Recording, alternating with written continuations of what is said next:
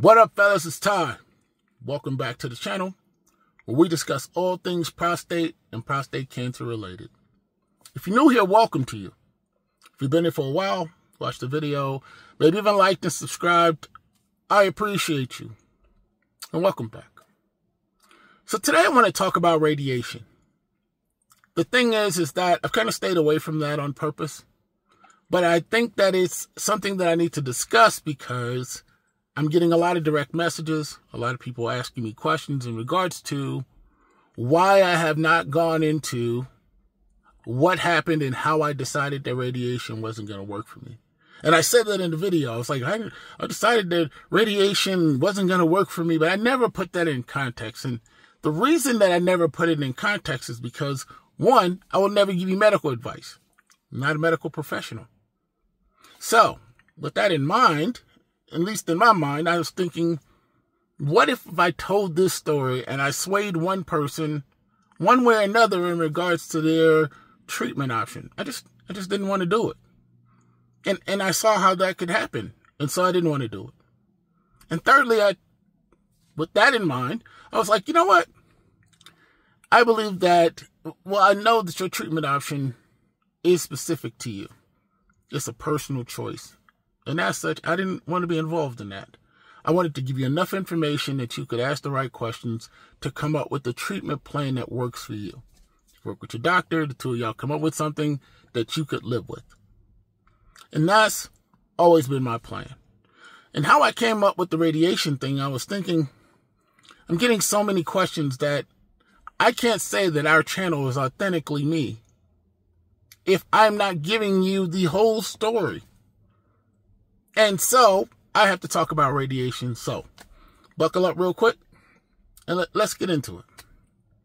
So, when I got diagnosed with prostate cancer, it was a number of things that were going through my head, right? But there were two things that I knew about prostate cancer. It was incontinence, which I didn't know a whole lot about. And then there was the erectile dysfunction.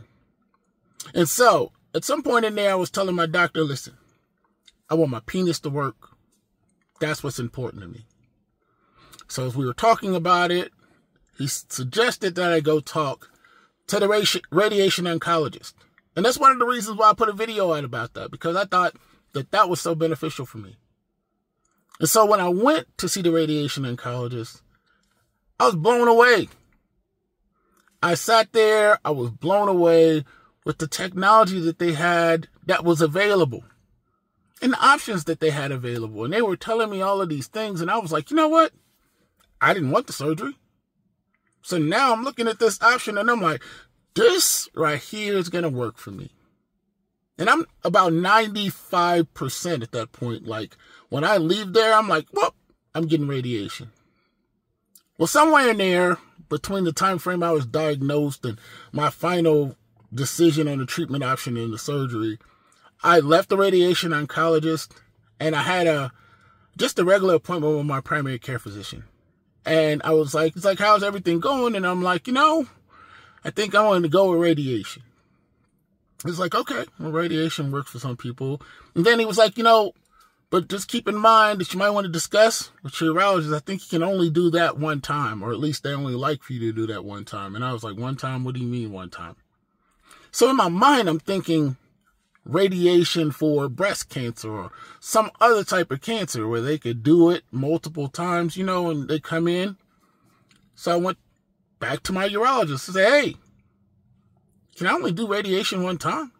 Like before I decide this, right? Now, when I thought one time, I was like, cancer recurs and then they have radiation or whatever it is. So I was like, hey, can we only do this one time? My urologist, and I don't want to quote him or anything like that, but it was basically what I understood him to say is that technically you can do it more than one time. And depending on which ones you get and how it goes. But most people don't want to do it more than once because it increases the side effects and the side effects that could come from that. And I was like, oh, okay, I understand. I said, but do it more than once. And that's when we got into that conversation about the salvage prostectomy, where they go in and they actually after the radiation, they go in and they take your prostate and do take your prostate out, but it's not the radical prostectomy just because it's a salvage. And I guess that makes it a different type of surgery. I'm not quite sure. But my understanding is that radiation could make that salvage prostectomy a little difficult. And that because of the damage that it could do, it may make it very difficult to take the prostate out later on if you have to. And we're talking about recurrence. So I was like, oh, okay. So the thing is, if you do that twice or you do it up, you may or may not be able to take that out. I said, well, what options do I have after that? So if they can't take it out, it's my understanding that they don't have any other options. Now, as technology continues to move forward, I'm sure that at some point they will. But right now, when I had it a couple years ago, that was my understanding that it wasn't.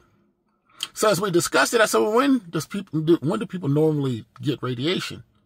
And he was like, well, a number of people get the radical prostectomy first, and then they still have the option of doing radiation if there's a recurrence. And I was like, oh, okay. So again, I wasn't claiming any recurrence. I was hoping that would never happen, but the thing is that I had to keep that in mind. So I said, okay, so, we were talking, and then I think that it came up like the outcomes. The outcomes weren't different between the two. Meaning that you get a radical prostectomy, you end up with erectile dysfunction and incontinence up front. And with radiation, it wasn't that I was running away from those outcomes. I was, in some cases, and in most cases, delaying it.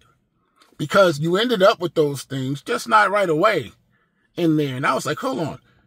If I do that right away and I'm going to end up with it anyway, and then if there's I was like, nah, this radiation thing seems like it's boxing me in. So that's why I said it wasn't going to work for me. I was like, nah, I'm not going to let this box me in. Now, I'm a spades player. It's a card game. And if you play spades, you know that if you have your hand, there's a card called the Big Joker. And if you're playing spades with your partner, you always hold the Big Joker because nothing trumps that card. And I was thinking to myself, hey, why don't I use radiation, because I do think that it's awesome, as that Big Joker, where I play all the other cards of life with this prostate cancer, and then if something happens that I can't overcome with any other means, boom, I put the radiation on it. Play my Big Joker. And you'll notice, if you watch any of my videos, I try to apply this to something that I understand. Because as long as I understand it, I understand how I'm going to do it. If it's something I do over and over again, I normally will apply this struggle to that so that I get it.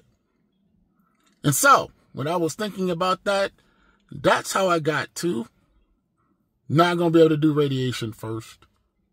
Because that's the card I got in the backhand, waiting just in case something comes back. Remembering that, once I have the surgery, they are removing my prostate. And that's what happened. And they also are removing my prostate while later finding out that the cancer was still contained in my prostate.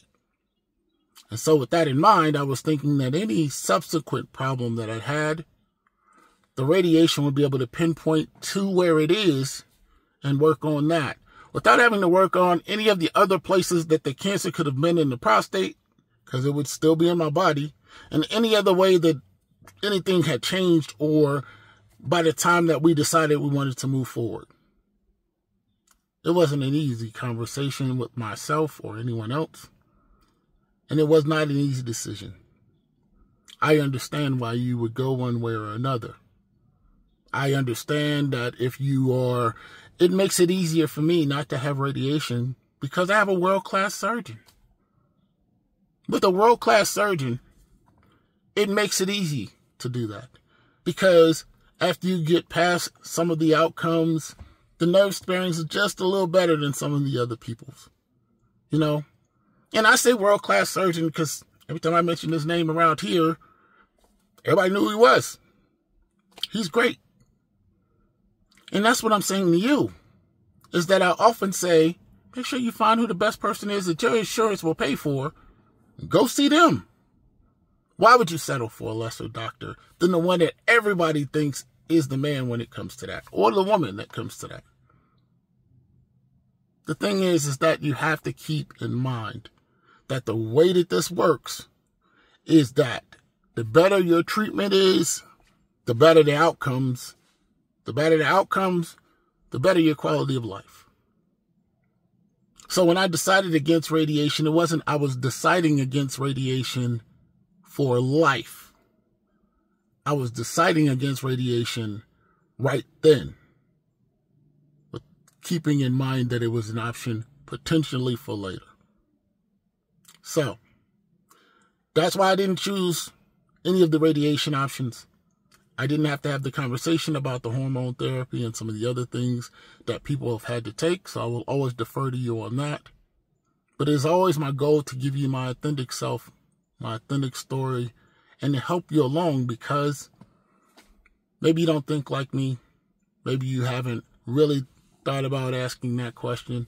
And if it's in me and I can share it with you, I always will.